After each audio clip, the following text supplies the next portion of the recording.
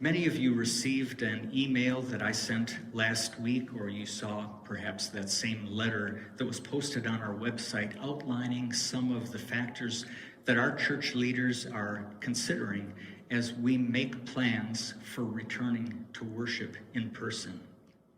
And I encourage you to go back to our website and read through that list again, because those are the guidelines that we're following as we make our way through this process. What I want to do now is to give a little bit of an update and hopefully answer some questions, to give some further explanation of where things are right now and what we're planning for the days and weeks ahead. The first thing I want to emphasize is that we, as our church leadership, very much want to resume public worship together. We want that to happen. And we know that you do too. If you're watching this and if you're a part of Living Hope, we know it's important to meet together. That's a big part of what the church is and what Living Hope is about. We need each other.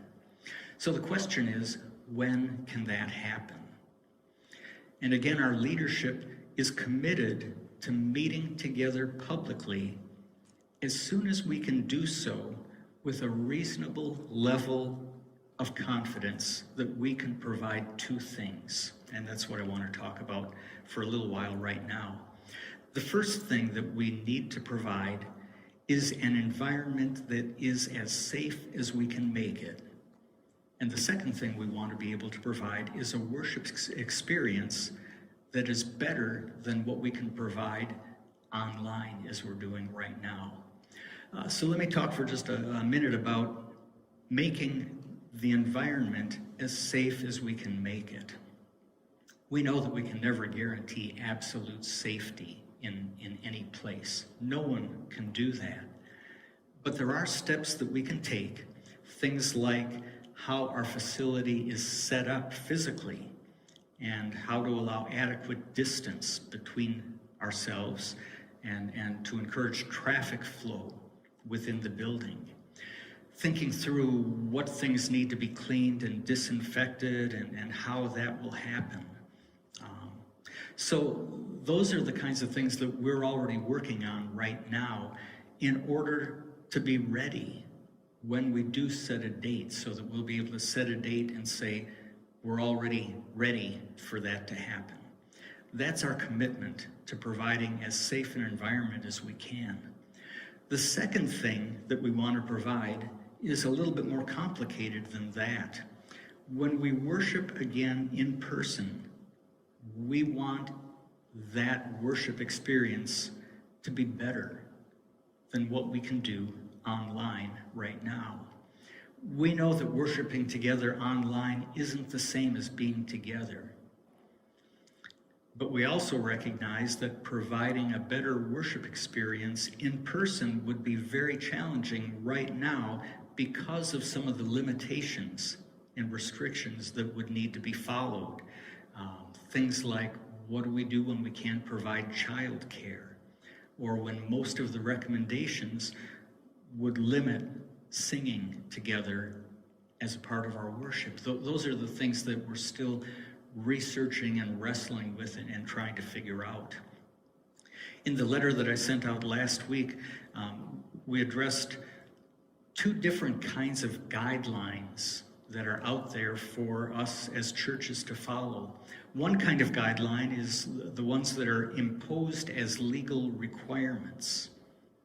And right now, for the most part, those have been lifted. But what we still have are guidelines and recommendations from both government leaders and health officials, medical sources. And as we explained last week, while we may not be obligated by that second kind of guidelines and recommendations, we believe that for right now, following those guidelines is the responsible thing to do. One source of guidelines that we're especially watching right now is the guidelines that we get from our own county, from the Clark County Health Department. We received a statement from them this week outlining the steps that they would recommend for public gatherings like worship services. It's a long list. And while the recommendations make sense, they would significantly limit what we can do in a public worship service. Their recommendations also included the explanation that while law enforcement will not prohibit in-person worship, the health department strongly recommends that we continue to worship online for the time being.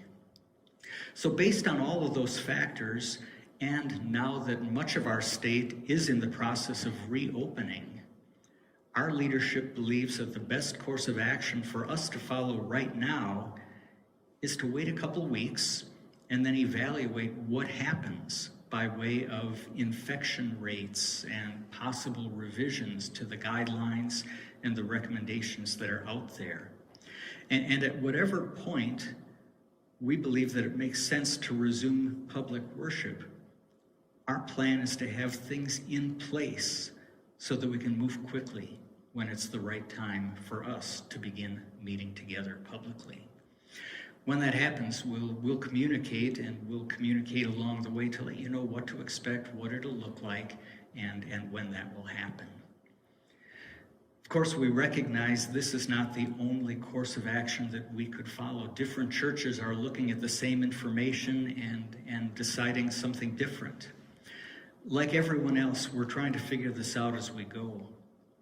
One of the best descriptions that I've heard of what churches are trying to do right now is that this is like building a car while driving at 90 miles an hour on the freeway. And I can tell you that's pretty much what it feels like as we're working with information that changes on a daily basis in a situation that none of us has ever lived through before. So we'll keep giving updates. Information might change from day to day or week to week. But for now, one last thought.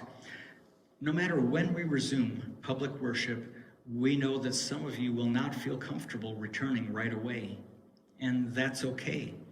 We'll continue to provide some kind of an online worship service like we're doing now, and we're also working through as a church and as leadership other ways that we can get better at keeping in contact with each other as a church body.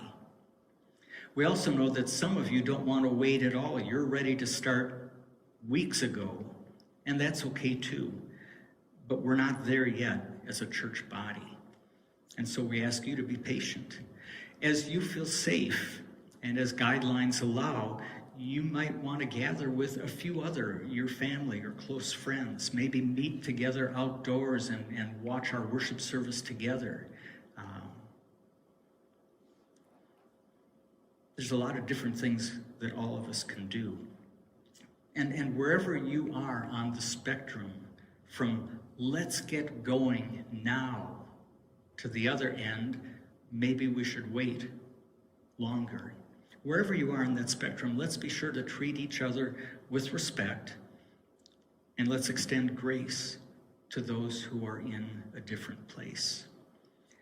And for all of us, let's keep praying for our leadership as we work through the planning and what that'll look like, and especially praying for each other and for our ministry to each other and our ministry in our community as we continue to be the church. That hasn't changed, and that won't change. God has placed us here at this time in this situation for his purpose. So let's let him work and expect him to do so. Thank you for listening or reading this online. God bless you.